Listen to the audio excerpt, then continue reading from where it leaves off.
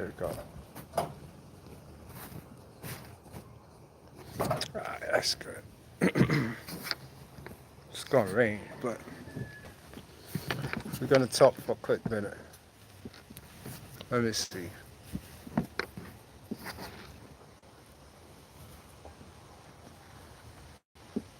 There we go. Alright. What's good, y'all? Everybody.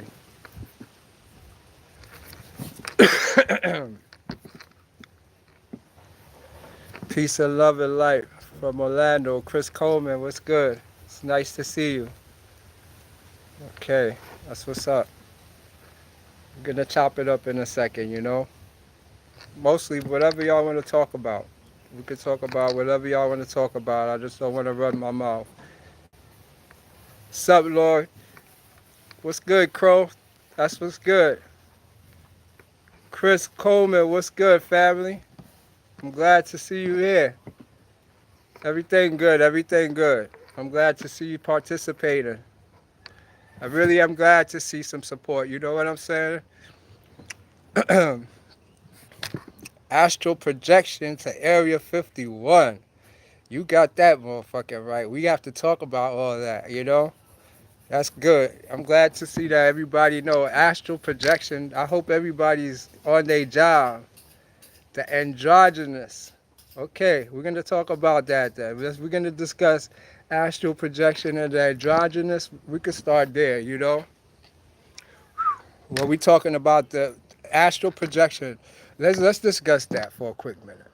You know, when we're talking about astral projection, everybody astral project, believe it or not. That's the key thing. But how you become conscious of you being astral projecting? How do they do it? Like how you hear people going to the 60s, the 40s, going to see the angel. How you consciously do it? That's the thing. All right. Because first of all, scientifically in your head is perception. You have to have a perception of what's going on. And if they lie to you, you got a messed up perception, so you can't put your algorithms together to put circles right there. So first thing to make it understandable is that you're not one body. If you only see yourself as one body, then you will know you have an astral body. You got to see yourself as many bodies. Look at yourself as a bunch of cells. Each cell is the same structure as a human body. It has a bone system, a nervous system, every type of system you got. And it is a human being. So you're made up of thousands upon millions of cells. So you got thousands upon millions of you. Each of them come together to form you. But you have to now how to challenge them, how to beat them. And how you do that is by fixing your perception. It's about how you see yourself in this world. So by seeing yourself more than one of you, like you know how every day changes, it's a new day, you realize that you have the ability to be here. And then when you go to sleep, you're someplace else. But you could do it and be conscious of it now. And look at each cell as your spirits. These is a whole bunch of spirits. Your spirits is also your thoughts. So when you're thinking, you're not thinking, you can't think. Your spirits could give you impulses. It's up to you to react to them. So most of us deal with only certain cells in our body. So we always use the same responses because our daily activities require only certain cells to be activated. So if now, say you, I'm glad to catch you live, been wanting to contact you. K Deva, what's good? All right. Is the earth flat with a dome? Of course it is, man. Come on. That's a simple one. You know that. Everything, we look at cells. You're a cell. If everything is a replication of a cell, the universe, everything. The universe is flat itself until you're in it. It's all perception. We're only seeing this from a certain angle, from looking up. You don't even know if the sun is round, the moon is round. We don't know nothing. You don't know the dimensions of it either. It's from our perception, we're judging everything. NASA ain't going to tell you the truth. You understand? So the truth is, if you can astral project and go into your other body, all your questions could be answered. You understand? So what if it's a hologram? All right, everything is a hologram. You're living in a hologram. You're a hologram. You're more digital than you are more bioelectric or biochemistry. After you leave and go to sleep, you're digital. Everything is more digital inside of you, but on the outside, because you have your environment, you're composed of protein. The protein mimics the environment. It makes you the best in your environment, but you're still the cell, not the protein. You're actually the protons.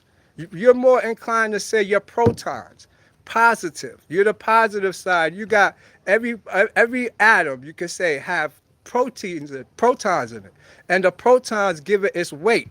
So if you have weight to you, you mostly protons atoms, but the weight of it makes up what it is. If it's water, if it's gas, that's why they got atomic numbers. So being that you're a protein and you're really protons, you're positive, and the outside is the electron, the negative. You always have that negative energy around you that's outside of your positive. You mimic a actual atom, an electron. Same thing if you take the atom and stick it where the sun is and it expands to fit it in place with all you see every electron fit the solar system perfectly aligned, as above, so below. So understanding this science will make you understand yourself and how to manipulate atoms. That's what we're here to do, manipulate subatomic particles, what we call matter, because we're more magnet and electricity. That's what Kundalini is about. 6 protons, there you go. Melanin, there it is. Like an avatar body, yes. But you see, we are the avatar body. And it is a hologram, but we get caught in it because we believe we're the body. We're not actually the body.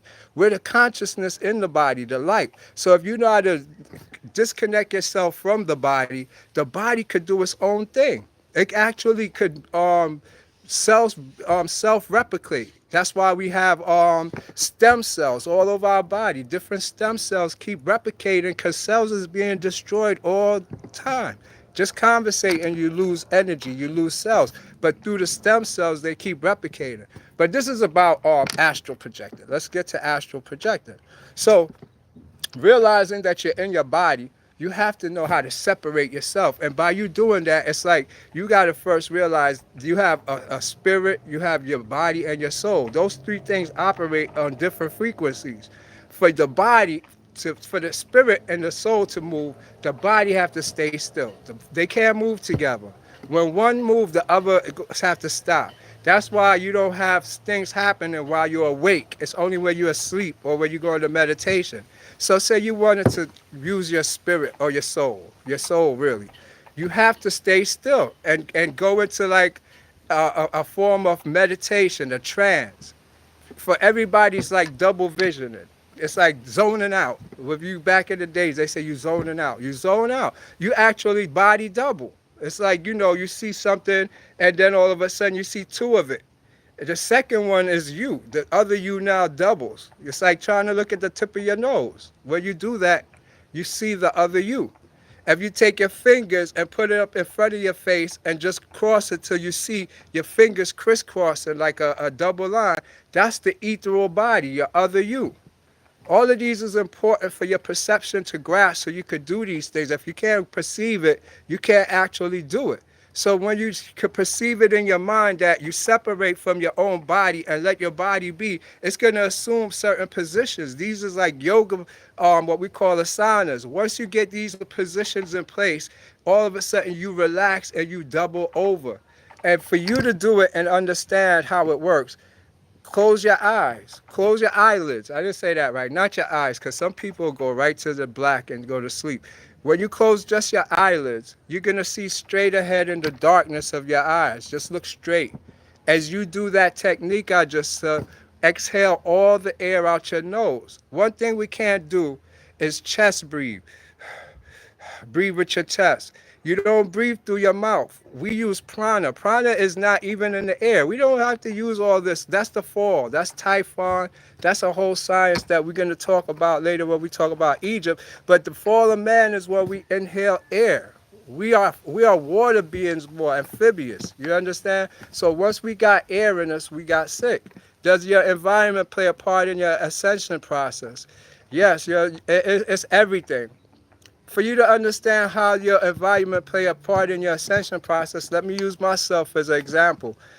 Being from the Bronx, I'm from Jamaica originally, right? But 3 years old, I came to the United States, been here all my life, grew up in the Bronx, the streets, hustling, doing what we do.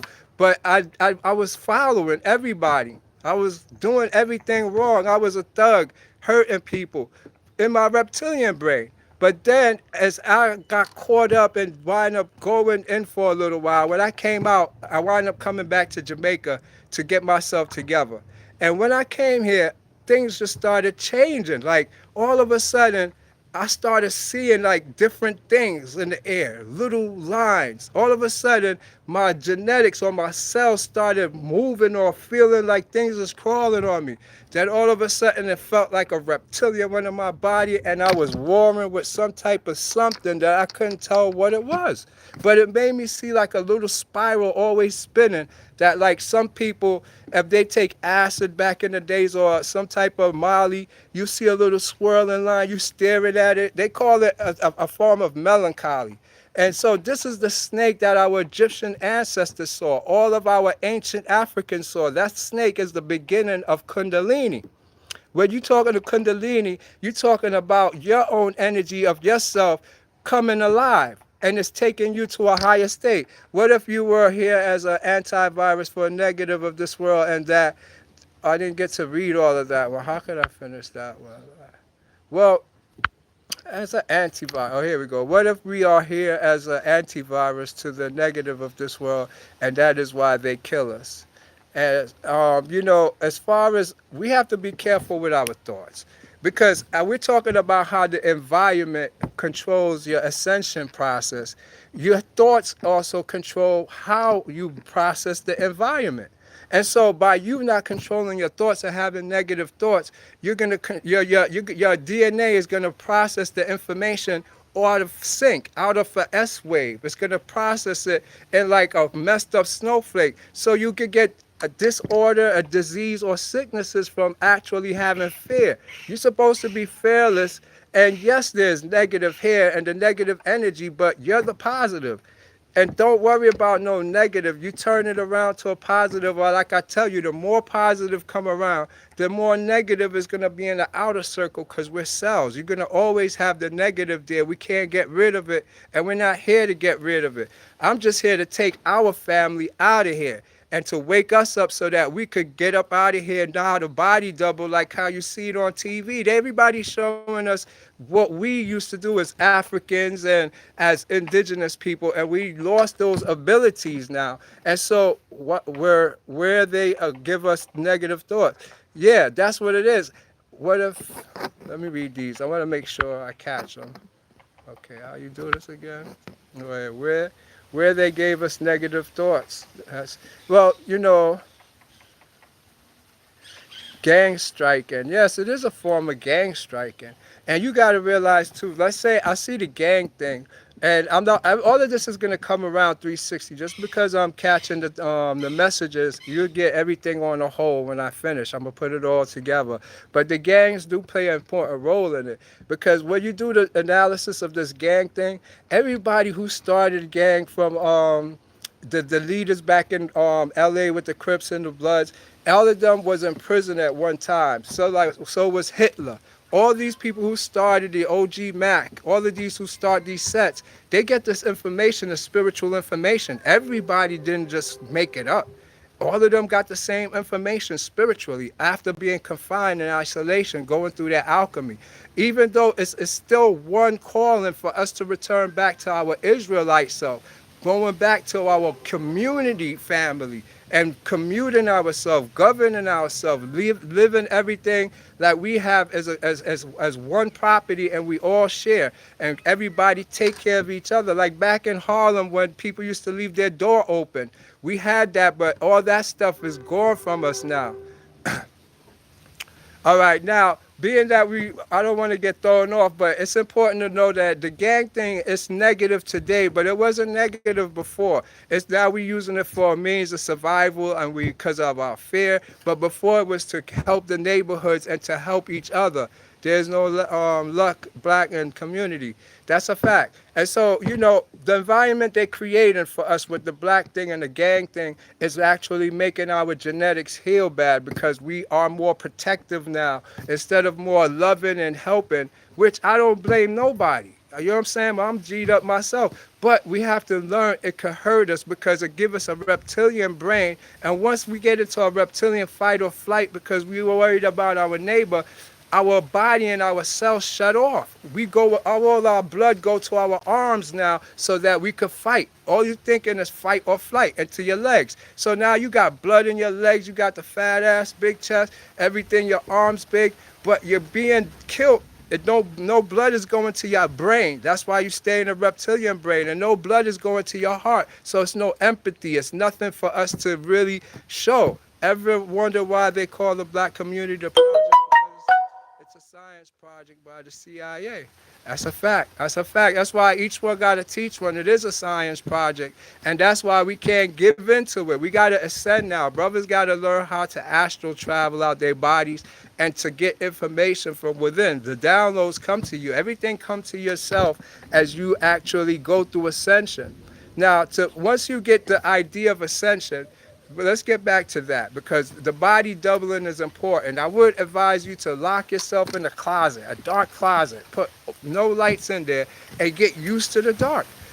Get used to the dark so much that you can see your hands in pitch dark. Keep doing it till you can see your hands. That's your trick in your mind. It's called kinesthesia. Your mind is going to put in your head a purple overlay. It's a grid map. It's by default in you. If pitch black is there, your mind tricks itself and will see automatically. From you learning that, you could learn how to see your hands not just as a shadow, but you could put skin over it. You could just see just your bones. It's in your mind. It's nothing you can't do, but you have to experiment with yourself.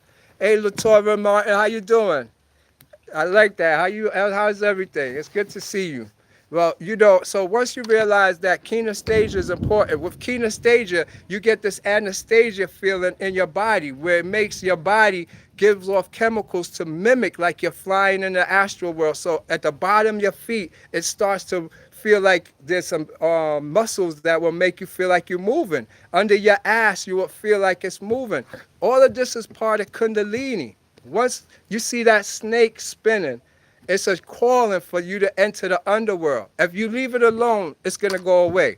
If you continue messing with it, that little skinny swirling snake that you see as the Uraeus on the Egyptian, or what we call the Indigos or the original Negroes, actually is a portal to the other side. That's the dragon. And it's invisible, but all it is a subatomic particle spinning at a very high rate. And once it opens up, it's like a little thing, it opens up and be like a screen right in front of you. And it's through that screen your consciousness opens. This is now the beginning of your third eye opening up because you leave through your third eye. You have an eye here that you can't see. It's there. And it actually reads infrared signal, microwave signal, gamma ray signal, every signal that you can't see, that's what it picks up. And so when you see an ancestor, shadow beings, these is thought forms that you actually have within yourself that you're letting out, what we call an opening Solomon's canister. And so this is your journey, what we call going through the underworld is going through your true self. You're journeying through the moon. That's where you at. You're in the moon, but through your third eye. And you're meeting all the beings that's on your body. Each cell on you, every cell on you is an actual being that's in the moon. That's why you're governed by your fluids. All the fluids in your body, lymph, hemoglobin, all of those are spirits, spirit fluid. You don't live off of food. You live off of the spiraling of your blood.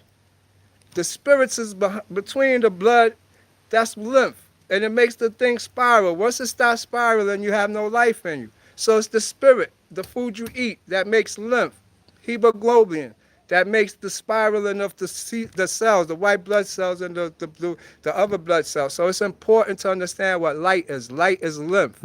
Lymph is light. If you look up that word, that's right, Latoya. If you look up lymph, you're going to get nymph. The story of all the little elemental spirits. That's what you have all over you. You have to bring it back to yourself through a process called alchemy. Yes, if you look on Google right now, Nymph, you will see that it got a tie to the word nymph. And if you go into nymph, it's going to give you the spiritual aspect or the metaphysical story of nymph, or why is it the spirit fluid, which is light. It's sunlight. So is your spit. So is your tears. So is your mucus. So are your skin. Everything is a different frequency vibratory of light. I was typing that as you said it, yes. And so is your semen, which brings us to how we ascend. Come through God. That's right. God is the most important, because if you don't have a reference point to where we're going to go anywhere. It's like, oh, look above me. I could go anywhere. How I know up from down? So we always have a reference point for ourselves. And God is the most revered out of everybody. You don't have to believe in it, but set a reference point for yourself so you know where you're headed.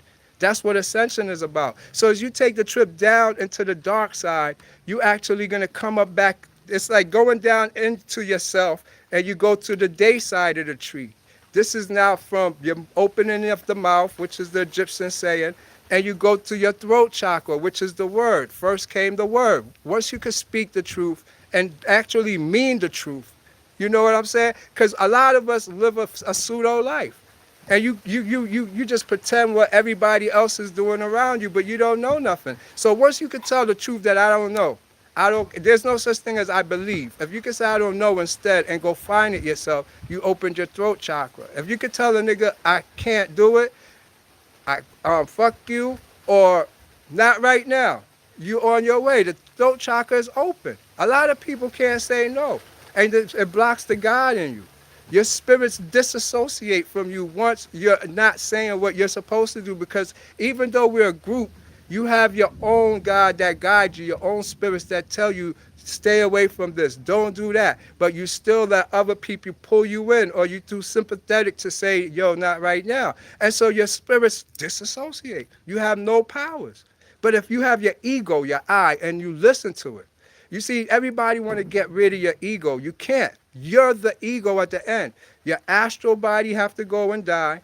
Your soul have to go and die. Your spirits leave you. You become energy. That energy is called your ego. It's to tame your ego is the important thing. To take the animal out of it. To stop chasing desires.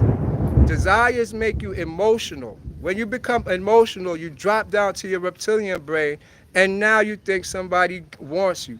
You covetous of things. You just see things that you just want and don't care how you get it. So you don't want to go there. You want to keep yourself at a higher place in your neocortex of your brain that could say, I could take anything and convert it into what I want, because I'm the creator of this. And so that's how you got to look at life in this context of what it is. And what I'm explaining to you is basically called epigenetics.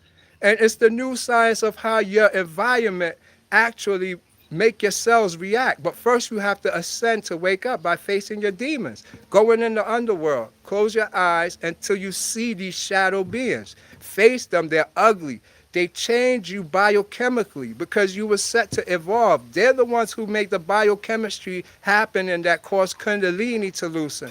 Once Kundalini start, you're going to feel weird sensations like your body is alive and it's moving at different times when you're laying down. You feel vibrations. That's all the effects of Kundalini.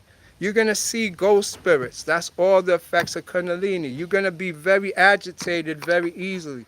Once you could overcome these feelings from facing these dark spirits, you come out as the God. This is what's called third way, to be the God. Once you do that, you will understand who the demiurge is. You'll understand Moses' story. You understand Noah. Everything will make sense to you because occult means hidden. What's hidden in the light? It gives you the eyes now to see with your third eye open. But until then, a lot of it just be philosophy, and it won't make no sense till you go in the underworld and you're facing these ugly, scary things.